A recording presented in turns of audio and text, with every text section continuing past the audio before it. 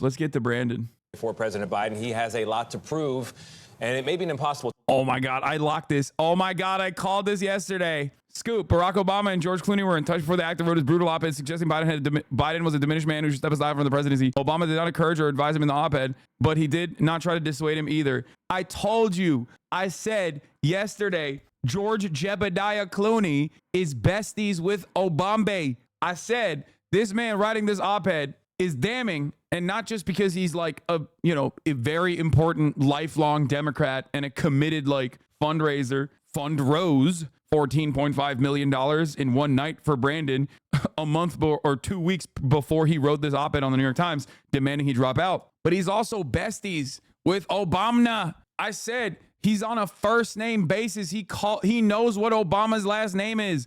George Clooney knows Obama's last name. George Clooney has Obama's phone number. Kaya, get back on their place. I told you this. They hang out. Okay, they text each other. George Clooney posting this is like, he hit up Obama before he did that. And it's going to cause the Biden campaign to basically turn around and do this, which is on the docket. Don't worry, I have it right here. Regarding the growing criticism of Biden, the Clooney op-ed, etc., Morning Joe says, I'll say one thing that we do have to underline here, just so viewers can follow what's going on behind the scenes, is the Biden campaign and many Democratic officials do believe that Barack Obama is quietly working behind the scenes to orchestrate this. Yeah, it's messed up, man. Joe Biden is, and this. Hold on. There we got more. Despite repeated White House denials of any Obama-Biden tension in the public bromance displays, Biden's friend Joe Scarborough says, and this is the reality, Jonathan O'Meara, Joe Biden is deeply resentful of his treatment under not only the Obama staff, but also the way he was pushed aside for Hillary Clinton. He's deeply... Another lock. Unlike Scarborough, I'm not besties with Joe Biden, but I told you this too. There's a knife fight. You have the Clintonites and you have the Obama coalition inside of the Democratic Party. They've always been at odds with one another, obviously. They've always had tension. Obama won that tension, but Obama basically is the reason why Joe Biden didn't run in 2016. Joe Biden never forgave him for that because Hillary Clinton lost to Donald Trump. Obama then told all the other establishment Dems to step aside to make way for Joe Biden in 2020 to make up for that problem, even though that was also a miscalculation because Joe Brandon was too old in 2020. And now Obama can't do shit. Now, because he's a fucking coward and an annoying coward who only cares about clout, who only cares about Hollywood shit, he's just sitting aside on the sidelines and he's watching democracy fall apart. But having said that, that resentment has carried on. Joe Brandon is very upset with everybody else in the Democratic Party. He thinks that everybody in the Democratic Party is consistently undermining him, and that spite is what is keeping him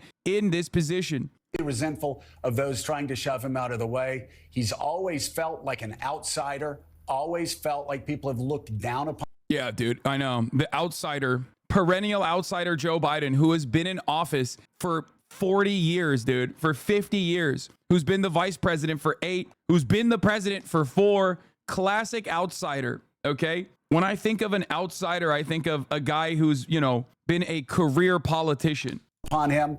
And that's why I said at the top of the show, these are the 2 White House denials to me in just the past few months. The Biden and Obama families are like family to one another, and whomever made these claims about the relationship isn't familiar with it. As President Biden has said, President Obama is family to him. A lot of the current resentment and tension is coming from the Biden side, not the Obama one. 2015 hangover, legacy competition, etc. Here's my story from this March. President Biden doesn't speak frequently with Barack Obama, but behind closed doors, he talks about him a lot. Biden often measures himself against the man he served as vice president, current and former aides say.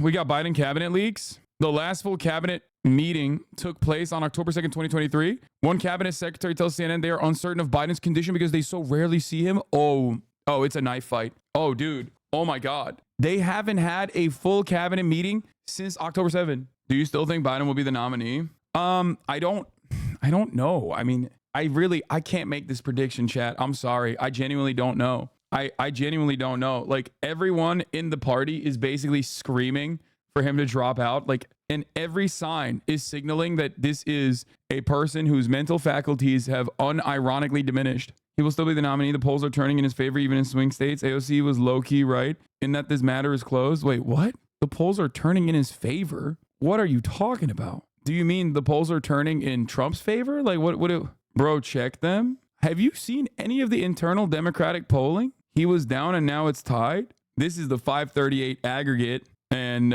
this is like June 17th. They're pretty close. And then there's like a brief blip where Biden ekes out the edge. And then ever since then, Trump has just been trailing ahead. Where are you getting this from? Maybe there's one poll that shows them tied or something, but every single poll I've seen, literally, whether it's individual polls, whether it's leaked internal polls, which are, in my opinion, more significant because like that is what the Democratic Party is looking at when they're making those decisions. Every single poll I've seen is showing them getting like absolutely destroyed. Having said that, I have mentioned in between the coverage, the seemingly endless coverage of the mania surrounding Joe Biden dropping out, I have said time and time again, it's still a close race. While these polls represent a trend in the negative direction, it's still a close race. The problem is it's not supposed to be a close race because Trump is a uniquely and historically bad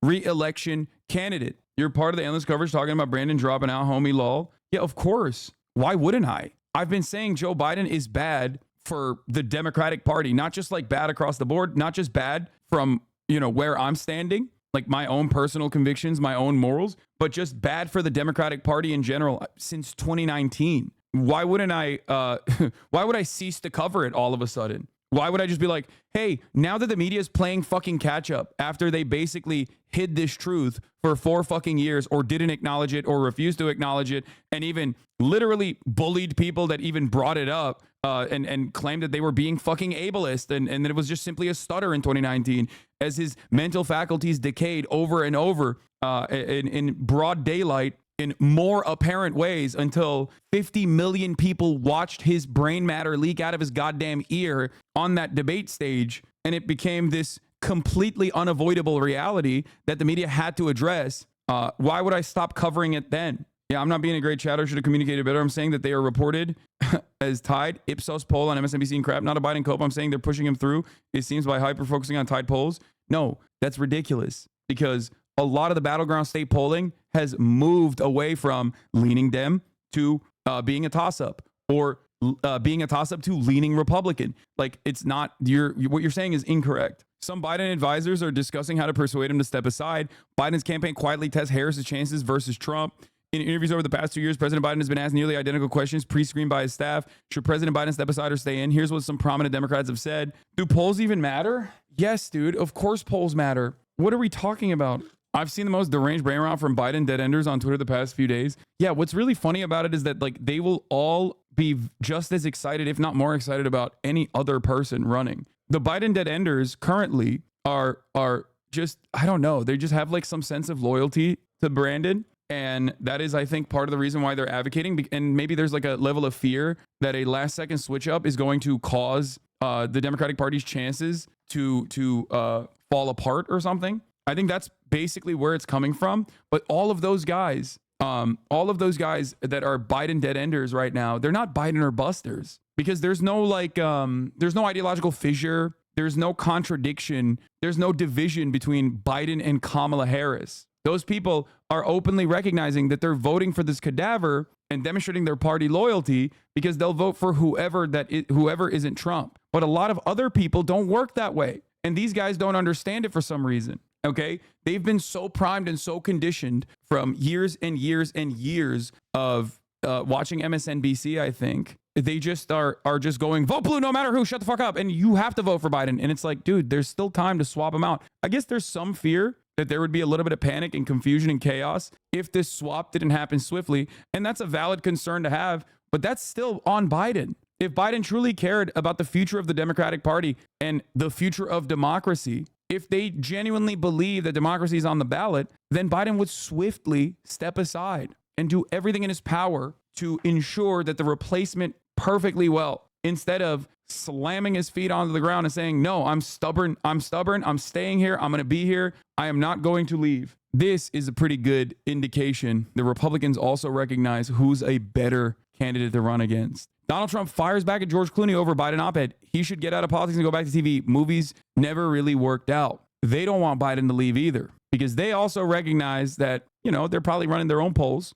against potential Democratic candidates, Democratic hopefuls, and what that looks like against Donald Trump, who is, like I said, a historically bad candidate. This is why I jokingly said there's a really funny reality where like Democrats do 25th Amendment and then the Republicans try and block it. I joked about it, but like sometimes the things I joke about turn out to be a reality.